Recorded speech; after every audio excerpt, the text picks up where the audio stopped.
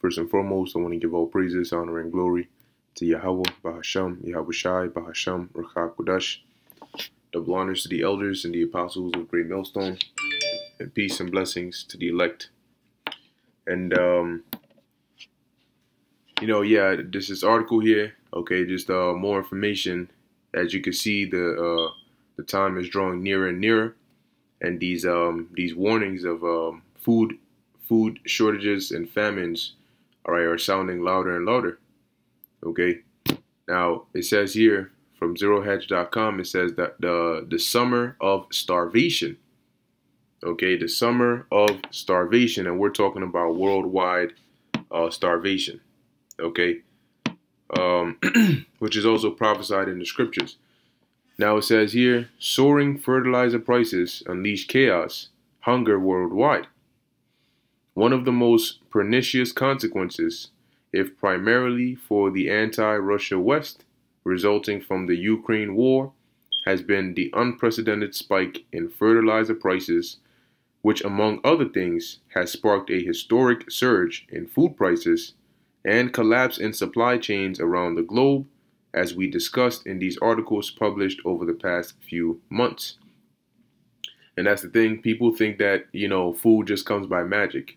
You go to the store and it just pops up on the shelf. You take it off the shelf, a couple hours later, it just respawns back on the shelf.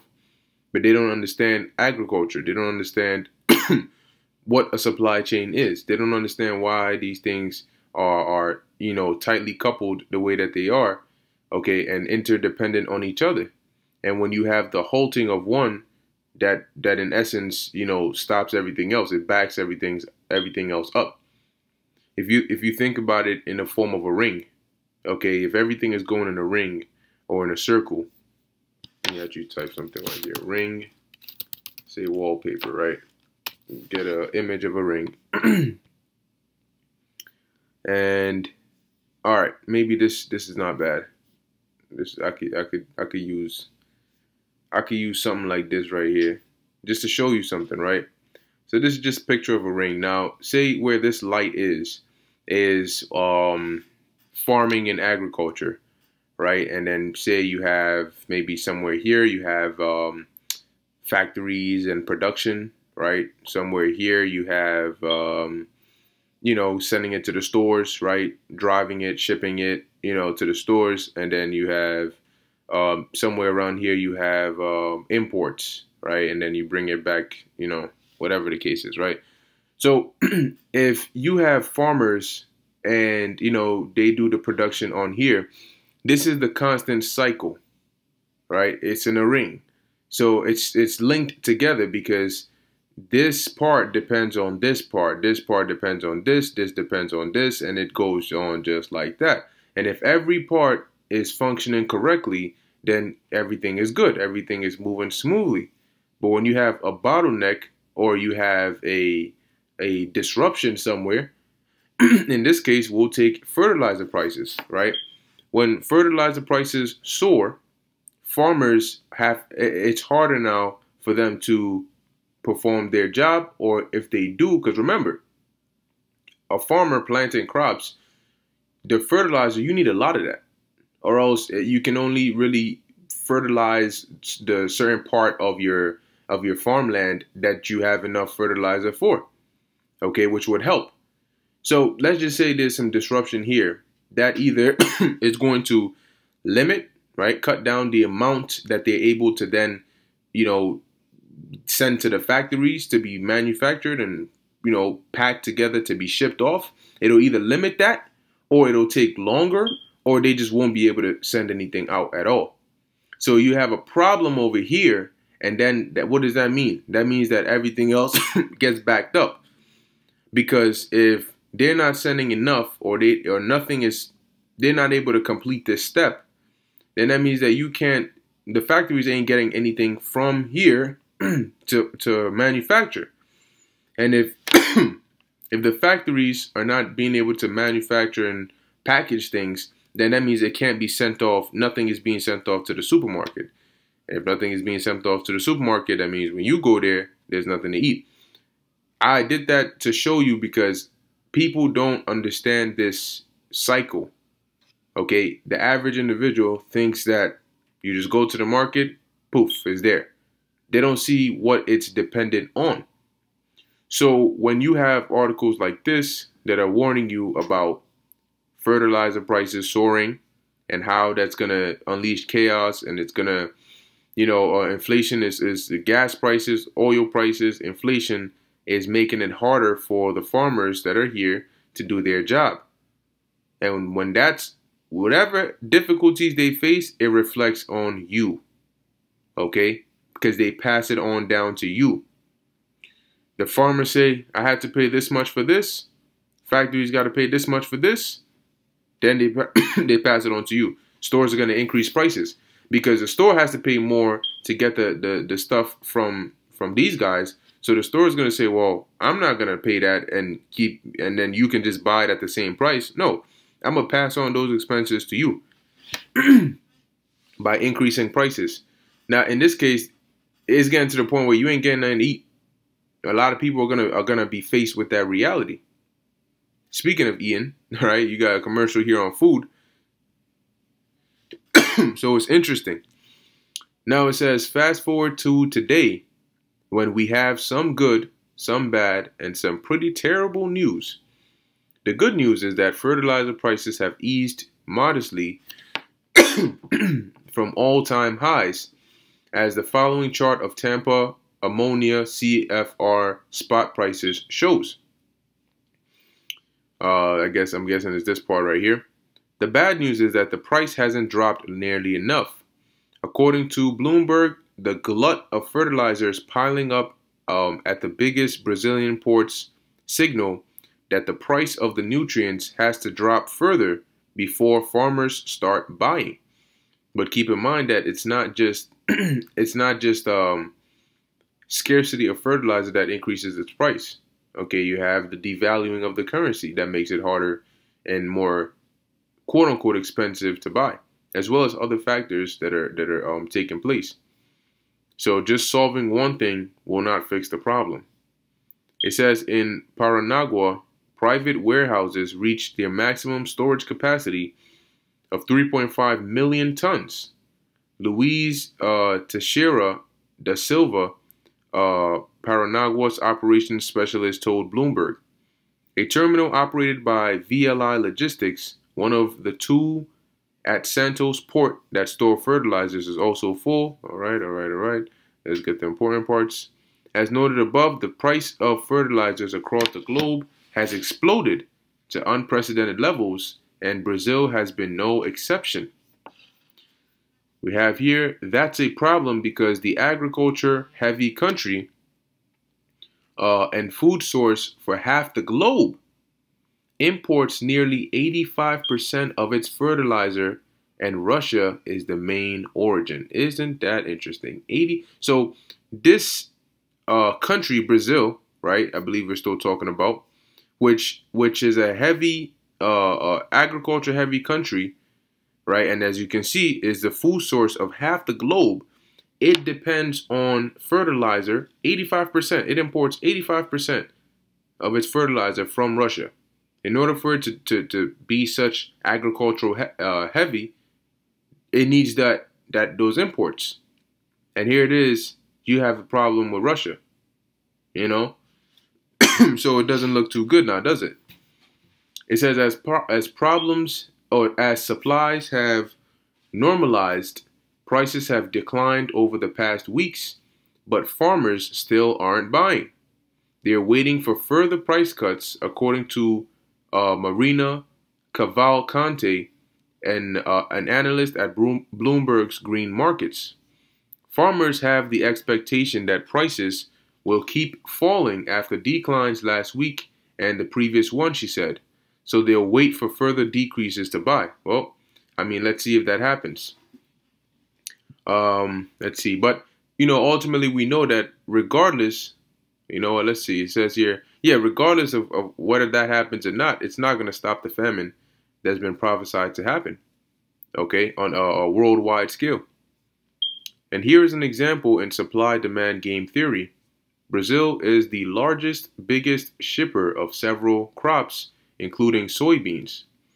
Farmers can delay their purchases until the eve of the soybean seeding in September, but if they all wait too long, a last-minute rush could lead to inland transportation bottlenecks that may leave some of them empty-handed anyway. It says there is another problem. There just may not be enough actual fertilizer coming out of Russia, which has decided to punish the world by sending food prices for Western nations to record highs and spark social unrest in the process.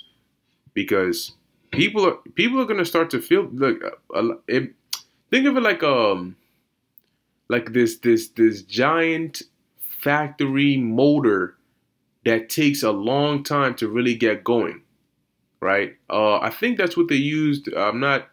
I got to do some more research on that, but I think there was the sugar cane or the sugar mining factories, something like that, where they had this this machine they would use, and it would take a long time to power up the machine. I believe it was like either like a heating machine or like a sharp machine, something along those lines.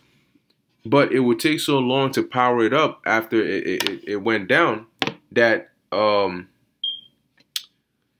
that when somebody like a slave or a worker got caught in the machine, they wouldn't even stop it. They would just let the person get killed because they didn't want to have to take the hit of stopping the machine to help somebody and then starting it back up again. And it's going to take so long. And the reason I give that example is because when dealing with this process, it's not like a light switch you just on and off, on and off, on and off. When you have a supply chain crisis or a bottleneck somewhere and it halts regular activities for a while, it doesn't just start up right away. It needs time, okay, before it can get back to normal levels. So, even if Russia was to say, well, all right, we're going to start exporting a decent amount, it's not like these things happen overnight. It says, after all, the biggest reason prices are so high is because there is just not enough supply. And while speculators may have pushed prices somewhat higher than they should be, any farmers hoping that prices will fully renormalize will be disappointed. And the farmers themselves are coming out and telling you that by the end of the summer, you're going to see the reflected food prices, what they actually are, because the extra cost the farmers have to pay are going to reflect when you go to the store. Okay, it says, which leaves us with demand destruction, only as Rabobank's Michael Every reminds us, when it comes to food demand destruction, especially at poor third world countries, it has a different, less pleasant name: starvation. Okay, they're using those so-called politically correct terms, destruction, demand destruction. Really, you could just say starvation, right? Consider what is going on in Chad. As DW reports, Africa's fifth largest country declared a food emergency due to a lack of grain supplies. The landlocked African nation on Thursday urged the international community to help its population cope with rising food insecurity. The international community, and well, they're telling you, the international community is telling you that there's going to be a global problem. So, I mean, how long before one country asks for help, but nobody can help you because everybody needs help? It says cereal prices across Africa surged because of the slump in exports from Ukraine, a consequence of the war in Ukraine, and a raft of international sanctions on Russia, which have disrupted supplies of fertilizer, wheat, and other commodities from both Russia and Ukraine. And it's important to understand why these things matter. Fertilizer, wheat, why is that a problem when there's a shortage of it?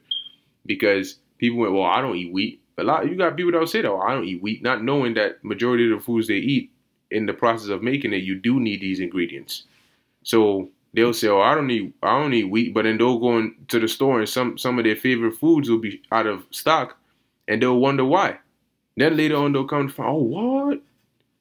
I didn't know that was Let's see, what else can we get from here? It says the prices of basic necessities have also risen significantly in Chad's neighbor to the northwest, Niger. Milk, sugar, oil, and flour are the products whose prices have skyrocketed there. The cost of fertilizer has also increased dramatically. Okay, and these basic necessities that you eat daily and you can easily get access to is gonna become is gonna become to the point where sugar and water and these things are gonna be scarce. It's gonna be hard to get your hands on. And you're gonna have to sacrifice a lot for that. Okay. Um it says here much of Africa, you know what? Let me actually read from here. If you used to use 3 bags of fertilizer for your field, today you can only have 1 bag with the same amount. Where you used to have to harvest 50 bunches of millet, you can barely produce 30 bunches without fertilizer. See? Much of Africa, every writes, is in the same boat and is rapidly sinking. And the irony is that everyone needs much more fertilizer now to avoid a global food crisis. There you go. All right, to avoid a global food crisis. Yet they neither can't afford, they either can't afford it or are hoping it falls some more in price. Unfortunately, that will not happen, and instead, marginal buyers will keep pushing the scarce commodity. So either way you cut it, you can see how this is gonna end up badly. Okay, this and each day that passes by is another day closer to this becoming your reality. What happens next? We give the mic to Every, who summarized the current debacle best. The global rich who set rates have decided if they will sacrifice their asset prices to help the global poor eat. If we won't say that, can we at least say that we have a choice between putting calories in rich people's cars or in poor people's mouths? To conclude, markets say demand destruction, but won't say it can mean mass starvation. Some are now able to say stagflation, but many in markets weren't allowed until recently. Some can say recession, but many in markets and politics still aren't allowed to. Yet nobody wants to say depression because there is still the assumption that bad as things are, somehow a hockey stick bounce lies on the other side, not sticks, stones, burning torches, and pitchforks. And in essence, they have a false hope, thinking that it's bad, but they're in denial. It's bad, but it's gonna get better. They have a plan. This is too bad for them to just let it all collapse. Okay, but just know that when they finally come out and tell you that, yeah, it's not looking good either way, and they don't have good news for you, it'll be at such a short notice that a lot of people are gonna get caught up. All right, they're gonna get caught up. But I want to bring this out real quick. I typed in the word famine in the Apocrypha, and you have here the book of 2nd Ezra 16 and 19. It says, "Behold, famine and plague, which we're seeing now, tribulation and anguish are sent as scourges for amendment." So these things are sent, okay, so that people can amend their ways. They're sent to discipline you. All right? But you're going to walk around and people are still not going to get it. This is Ecclesiasticus 39 and 29. Fire and hail and famine and death, all these were created for vengeance. So you see that word famine is the Lord uses that. All right, He uses that a lot to bring judgment upon people, because that the scriptures say it is better to die by the sword than to die by hunger. Right? They that be slain with the sword are better than they that be slain with hunger, because it's a slow, painful death. Okay, and that's a part of the judgments that the Lord is going to bring.